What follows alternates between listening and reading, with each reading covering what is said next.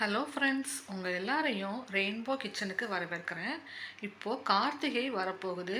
கார்த்திகைக்கு நம்ம விளக்குகள் சுத்தம் பண்ணுறதுக்கு ரொம்ப ரொம்ப ஈஸியான ஒரு டிப்ஸ் நான் உங்களுக்கு சொல்கிறேன்.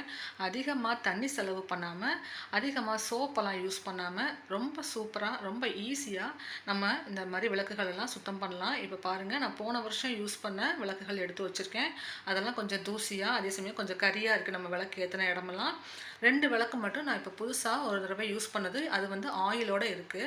இப்போது இந்த எல்லா ஆயிலோடு இருந்தாலும் சரி, இல்லை உங்களுக்கு நீங்கள் போன வருஷம் யூஸ் பண்ண விளக்கு நல்லா க்ளீன் பண்ணிவிட்டு இந்த வருஷம் விளக்கு ஏற்றணும் அப்படின்னாலும் இந்த மெத்தடில் ரொம்ப சுலபமாக எத்தனை விளக்குகள் வேணாலும் நீங்கள் க்ளீன் பண்ணலாம். அதுக்கு இப்படி ஒரு அகலமான பவுல் எடுத்துக்கோங்க. அதில் 1 டீஸ்பூன் அளவுக்கு நம்ம பாத்திரம்லாம் விளக்குறதுக்கு யூஸ் பண்ணுற விம் ஜெல் சேர்த்துருக்கேன். நீங்கள் இந்த ஜெல்லு தான் இல்லை, நீங்கள் டிஷ்வாஷ்க்கு யூஸ் பண்ணுற எந்த ஒரு லிக்விட் வேணாலும் 1 டீஸ்பூன் அளவுக்கு சேர்த்துக்கோங்க. அப்படி இல்லைன்னா சோப்பு பவுடர், துவைக்கிறதுக்கு யூஸ் பண்ணுற சோப்பு பவுடர் இருந்தால் கூட 1 டீஸ்பூன் அளவுக்கு சேர்த்துட்டு நல்லா கொதிக்கிற தண்ணியை அதில் ஊற்றிக்கோங்க.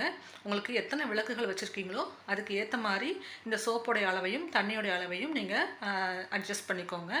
இப்போ நல்லா கொதிக்கிற தண்ணியை ஊற்றிட்டு அதுக்குள்ளே நம்ம இந்த எடுத்து வச்சுருக்கிற விளக்குகள் எல்லாம் ஊற வச்சிடலாம். ஒரு 15லேருந்து 20 நிமிஷம் மட்டும் ஊறினா போதும். அந்த சோப்பு தண்ணியோடு அது சூடாக இருக்கிறதுனால நமக்கு ரொம்ப அழுத்தி தேய்ச்சி கஷ்டப்படாமல் அந்த எண்ணெய் பிசுக்கு, அந்த கறி, அந்த நம்ம தீபம் எரிஞ்ச இடத்துல கறியாக இருக்கு இல்லையா, அது எல்லாமே ஓரளவுக்கு நல்லா சுத்தமாகவே ரிமூவ் ஆகிடும்.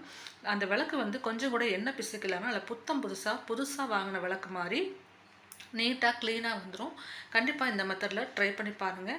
நிறைய விளக்குகள் நம்ம வாஷ் பண்ணணும் அப்படிங்கும்போது ஒவ்வொன்றுக்கும் தனித்தனியாக சோப்பு போட்டு ஒவ்வொன்றையும் தனித்தனியாக தண்ணி வச்சு கழுவிட்டு இருந்தால் நிறைய தண்ணி செலவாகும், நிறைய சோப்பும் செலவாகும். இந்த மெத்தடில் ரொம்ப ஈஸியாகவே க்ளீன் பண்ணிடலாம். இப்போ பாருங்கள், இந்த மாதிரி ஒரு வேஸ்ட்டான ப்ரஷ் எடுத்துகிட்டு நம்ம 20 நிமிஷம் ஊறினதுக்கப்புறம் அந்த எல்லா விளக்குகளையும் இப்படி லேசாக நீங்கள் தேய்ச்சி விட்டால் போதும். ஏன்னா சூடான தண்ணியில் போட்டிருக்கிறதுனால அந்த எண்ணெய் பிசுக்கு அது எல்லாமே வந்து உங்களுக்கு ஈஸியாக ரிமூவ் ஆகிடும். சோப்பும் போட்டிருக்கோம் இல்லையா, அதனால் இப்படி வெளியில் உள்பக்கம் எல்லாத்தையுமே நல்லா தேய்ச்சி விட்டுக்கோங்க. தண்ணி சூடாக இருக்கும், அதனால் பார்த்து எடுத்துக்கோங்க. நல்லா ஆற விட்டுட்டு கூட நீங்கள் செய்யலாம். ஆனால் ஒரு 20 நிமிஷம் நல்லா அந்த சோப்பு தண்ணியில், சூடான தண்ணியில் ஊறினாலே நமக்கு அந்த அழுக்கு, அந்த எண்ணெய் பிசுக்கு எல்லாமே ரிமூவ் ஆகி அந்த தண்ணியிலேயே மேலே மிதக்கும். உங்களுக்கு பார்க்கும்போதே தெரியும். நான் இப்போ எல்லா விளக்குகளையும் இந்த மாதிரி லைட்டாக ப்ரஷ் பண்ணிக்கிறேன். எக்ஸ்ட்ராவாக நீங்கள் சோப்பு தொட்டு ப்ரஷ் பண்ணணும்னு அவசியம் இல்லை. அந்த தண்ணியிலே தொட்டு நீங்கள் இது மாதிரி நல்லா எல்லாத்தையும் லேசாக தேய்ச்சி விட்டுட்டு நம்ம தண்ணி வச்சு நல்லா வாஷ் பண்ணி எடுத்துட்டாலே இந்த மாதிரி சூப்பராக க்ளீன் ஆகிடும். புதுசாக விளக்குகள் வாங்கியும் நம்ம யூஸ் பண்ணலாம். ஏற்கனவே யூஸ் பண்ண விளக்கை நம்ம வேஸ்ட்டாக தூக்கி போட தேவையில்லை. இந்த மாதிரி க்ளீன் பண்ணிவிட்டு ஏற்றும் போது நல்லா பளிச்சுன்னு நல்லா புதுசாக சூப்பராக இருக்கும், கொஞ்சம் கூட எண்ணெய் பிசுக்கு இல்லாமல். இப்போ பாருங்கள், இந்த மாதிரி எல்லா விளக்கையுமே லைட்டாக ஒரு தடவை ப்ரஷ் பண்ணிக்கிறேன். ரொம்ப அழுத்தி கஷ்டப்பட்டு தேய்க்க வேண்டாம், லைட்டாக மட்டும் தேய்ச்சி விட்டுட்டு நம்ம இப்போது இந்த தண்ணியை வந்து நம்ம வாஷ் பண்ணிடலாம். இந்த தண்ணியை ரிமூவ் பண்ணிவிட்டு இப்போ பாருங்கள், விளக்குகள் தேய்ச்சாச்சு. இப்போ கொஞ்சம் கூட எண்ணெய் பிசுக்கெலாம் இல்லை, நல்லா க்ளீன் ஆகிடுச்சு. கொஞ்சம் சோப்பு இருக்கு இல்லையா, அது போகிறதுக்காக இன்னும் கொஞ்சம் நார்மல் வாட்டர் யூஸ் பண்ணிக்கிறேன். இது சுடுதண்ணி கிடையாது, நார்மல் வாட்டரில் ஒரு தடவை நல்லா எல்லாத்தையும் அலசி எடுத்துக்கலாம். பாருங்கள், கொஞ்சம் கூட அந்த விளக்குகளில் நீங்கள் கை வச்சு தொட்டு பார்த்தீங்கன்னா அந்த பிசுப்பு எதுவுமே இருக்காது. இந்த மாதிரி நல்லா வாஷ் பண்ணிவிட்டு இப்போ இந்த தண்ணியை வந்து திரும்ப நான் ரிமூவ் பண்ணிவிட்டு இன்னும் ஒரு தடவை கூட நார்மல் வாட்டர் வச்சு வாஷ் பண்ணி எடுத்துடுறேன். பாருங்கள், இப்போ 2வது தடவை நல்லா இந்த மாதிரி வாஷ் பண்ணிவிட்டு நம்ம எல்லா விளக்குகளையும் தண்ணியிலேருந்து எடுத்துடலாம். அவ்வளோதான். இப்போ நம்மளுடைய விளக்கெல்லாம் வந்து ரொம்ப சூப்பராக எண்ணெய் பிசுக்கலாமல் நல்லா பளிச்சுன்னு க்ளீன் ஆகிடுச்சு. உங்களுக்கு பார்த்தாலே தெரியும்.